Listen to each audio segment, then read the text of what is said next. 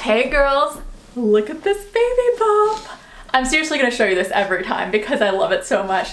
Can you see it? Looks good. I hope you can see it in there. I think you can. I love it. We just finished our Instagram photo shoot for our Instagram announcement of pregnancy, and we had ice cream involved because we're eating for 3, and ice cream is a big part of our relationship. So while James is chowing down on I didn't know it was in the freezer, so this is a very special surprise. It's like Christmas morning. So, so while he is chowing down on that, we're just gonna have a short little chat with you guys, impromptu about dating, and the whole theme of this is, should I stay with him or should I go? Because you girls write in a lot of questions that are amazing questions about boys that you're dating or thinking about dating and different issues that you see in the relationship, and you're like, is this a red flag? Is this something I should leave, or is it okay? Can we work through this? And I don't like to give like super specific advice because I don't know you and I don't know your boyfriend. Like, you really need someone who's older and wiser in your life who knows you and your boyfriend, who can kind of speak into your relationship. But I did figure we'd take 3 of the commonly asked scenarios and share our advice on these 3 specific scenarios in general as to whether we would stay or we would go. And the choice is yours alone to make, but hopefully these thoughts can help you. So scenario number 1. I love saying scenario. Some people say scenario, and it sounds so nasally. So scenario makes me sound very British, I think. Shout out to Matt and Est, my friends from Great Britain. Where was I? Oh yeah, scenario number 1 is I've been going back and forth a lot with my feelings for this guy. Like, some days I feel like, yes, this is perfect, this is awesome, I want to be with this guy, and then some days I'm like, I really don't want to be with him, I don't think this is right. How do I know which feeling to go on? Should I stay or should I go? And this is something that I experienced a lot in one of my relationships.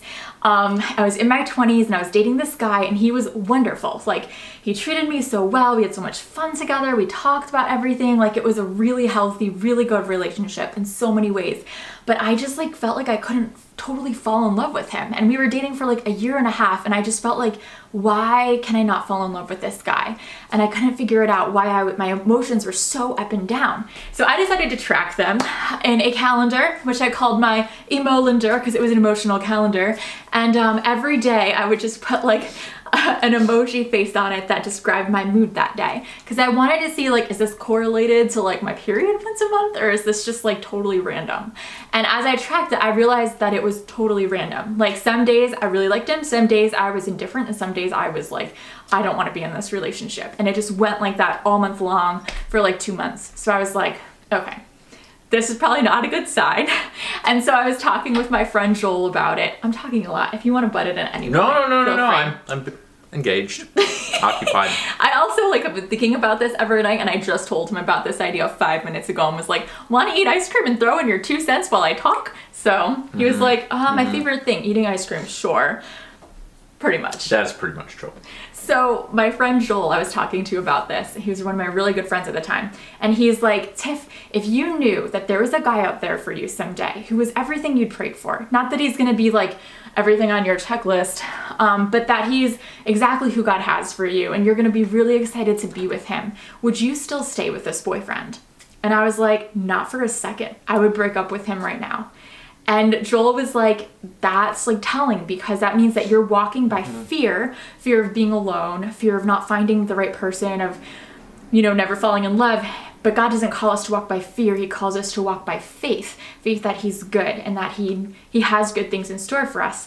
And that was really the turning point for me, where I was like, you're right. Like, I'm not in love with this guy. I really don't even want to be with him. I'm just afraid of being alone. And that's not fair to either of us. That's not fair to put him through that emotional roller coaster. And so I broke up with him. Yeah, I think that's really good advice. And what I think makes that so true is that you'd been dating this guy for like a year and a half. Yeah. So you really knew what he was like, and he really knew what you were like. That's a good point. A lot of times you'll have these feelings at the beginning of a relationship. Yeah. And all that means is one thing. Congratulations, you're a woman. You will feel that way. And guys kind of feel that way too, especially early on. I would say in the first 3 months, very normal to feel that way. That's a if you're great dating point. someone. You know, once you really get to know them and they really get to know you, and you're interacting with their friends and they're interacting with your friends, and, you know, your lives are more intertwined, then when you start having this up and down, that's more of a, that's when you should kind of probably ask yourself those questions and talk to people who are wiser than you, that are observing you. that can be really helpful. good. They can never tell you what to do, but a lot of times they can point you in good directions, and they can help you really understand what's going on inside. That's so good. See, okay, how is it even fair? I think about this for days, and then you have 5 minutes, and you're not even thinking about anything but ice cream, and you come up with that. Ice cream, freezer burned ice cream is powerful, sweetie. You should try some. Wisdom. No, I hate freezer burn. I will not eat any more of that ice cream. Ugh, it's disgusting. Or for me. It's been in our freezer for like 3 months in our freezer. It does not work well. It's like a freezer burn heaven. It's disgusting. It's ice cream. Oh no, it's fine. not ice cream anymore. Then go back. So, so I hope that helps. So, if you've been with them a short time, maybe stay and try it a while. If you've been with them a long time, personally, I would go, but that's just me. So scenario number 2, this is a question we get a lot, is my boyfriend struggles with pornography. Should I stay or should I go? That's a great question. Personally, I think that it depends on his attitude toward the struggle and the extent to which he struggles with it. Here's what I mean. So in our culture, a lot of guys have this very cavalier attitude, like, oh, I'm a man, of course I struggle with porn, it's no big deal. And you don't even use the word struggle. You're like a man. I look at porn, whatever. Yeah, that's true. And that like whatever or it's not a big deal attitude, that is a big deal. That's a very telling sign. You want somebody, I mean, there's been a lot of studies done. We've talked about this in other videos about how much porn destroys relationships and intimacy and your own life. It's an addiction. You wouldn't marry someone who is addicted to crack. I would hope not. Yeah. And so like and so like it's really is a big deal. But it is also a real struggle for guys. Like guys were made biologically to want to see a naked woman. Like girls, we are hot. Like our bodies or just are any hot beautiful. woman. Yeah, that's true. Not even necessarily naked. And so like porn is a real struggle and it's really easily accessible. So this is something that a lot of really awesome guys do struggle with. But if they have the attitude of like, I want to honor God in my life, I have accountability in my life, I have systems in place to work through this and to hold me accountable to staying true to what I know to be God's way, I think that attitude is awesome because nobody you marry is going to be perfect. Everyone's going to have a struggle of some sort. I think a lot of times. Many struggles, usually. Yeah. I think a lot of times it's just knowing. I struggle with overeating. Ice cream. Case in point. You haven't had very much yet. Well, okay, I take that back. You've been eating for a while. But I think a lot of it is figuring out which struggles you can live with in your spouse and also like how the person works through those struggles. Like that's very telling. Absolutely, yeah. The person's attitude is everything. If your boyfriend has said, look, I gotta be honest with you, I do look at porn occasionally. You know, that's a sign of a person of character. Yeah. If the way that you found out about your boyfriend's pornography habit is you happened to look on his phone or his computer and he was maybe even pretending that he wasn't looking at porn, that is a big deal because that is a person who's trying to hide their sin, who's trying to whitewash their issues, and that is not good. Because if that person is inclined to try to cover up issues instead of dealing with them, there's going to be other issues that they're going to try to cover up rather than dealing with them. Yeah. So really how they deal with an issue like porn shows you how they'll deal with other issues in life. So it's a great way to get to observe who this person really is, what they're like. The other factor that I think is really important is the extent to which it's impacted their life. Even if they do really want to get help, if this is something that they're constantly struggling with every hour of the day. I know there's some people, porn has become such a huge stronghold in their life. It's like they can't go a day without being on there all day, forgetting about work, forgetting about their responsibilities, like porn is their life. In that case, I would leave because even if they're trying to get help, they need time to get help on their own. And what Tiffany is describing is the same thing as if someone is legitimately an alcoholic or legitimately addicted to some other kind of behavior altering drug. Right. Like you need professional help for something like that. Yeah. And I think like having friends is good, but he can't do it for you. And you have to be able to see over a long amount of time, not just 2 months, but like over a year or 2 years, like, is he really making a change in his behavior? Is he really seeing some freedom here? Do you agree with that? Or maybe you don't need quite a whole year, but you need like some time. It can't just be like, I've been working through this for 2 weeks. That's great, but you need a little more time than that to know if he really has worked through this. I could even go 2 weeks without eating ice cream. I mean, come on. Could you really? Probably 2 weeks. Probably not about 3 though. That's probably fair. Yeah. Anything else you would say to that? No, that's good. Last scenario, scenario number 3. I actually don't know how often this one's been asked. This is not a popular one, but I think it's really important. Yeah. So what about my boyfriend really struggles with money? He's not wise with his money. He's not a good steward of it. He kind of just spends on random things and doesn't keep track of it. Isn't really good with it. Should I stay or should I go? And I wanted to talk about this because I think that money issues are a huge factor in a long-term relationship. I think, correct me if I'm wrong, I think they're one of the main reasons for divorce in our country.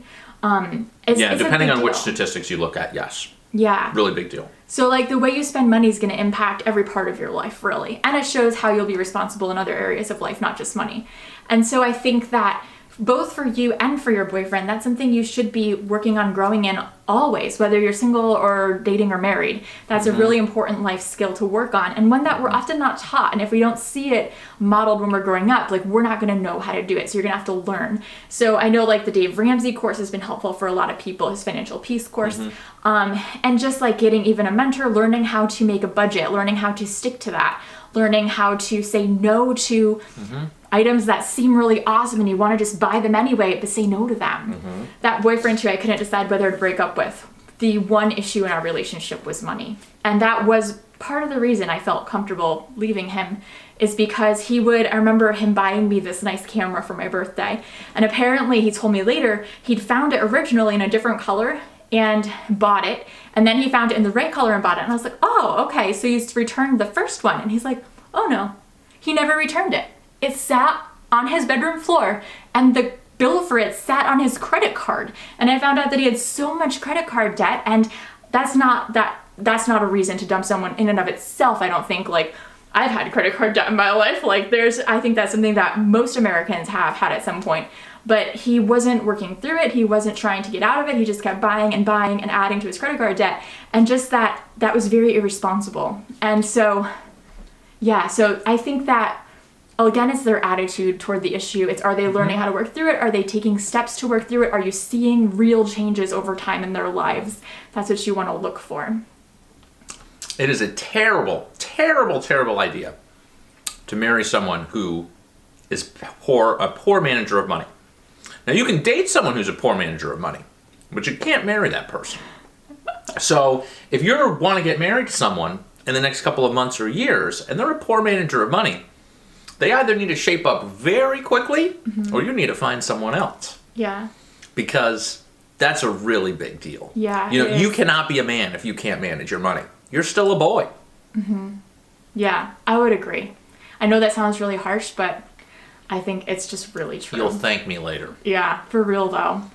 So those are our thoughts on should I stay or should I go? So girls, what would you do in each of these scenarios? Would you stay or would you go? Comment your thoughts below. And if you want more boy talk, I actually have a whole book that I wrote and I love called Boy Crazy and How I Ended Up Single and Mostly Sane. It's written like a novel and is really fun and easy to read, and I had so much fun writing it. And it just includes everything, all the big things I learned about dating and singleness between the ages of like 17 and 27. And it's really fun. So if you want to check that out, you can get it on Amazon or on my website, which is linked up above. And I'll see you girls next week. Love you all. Bye.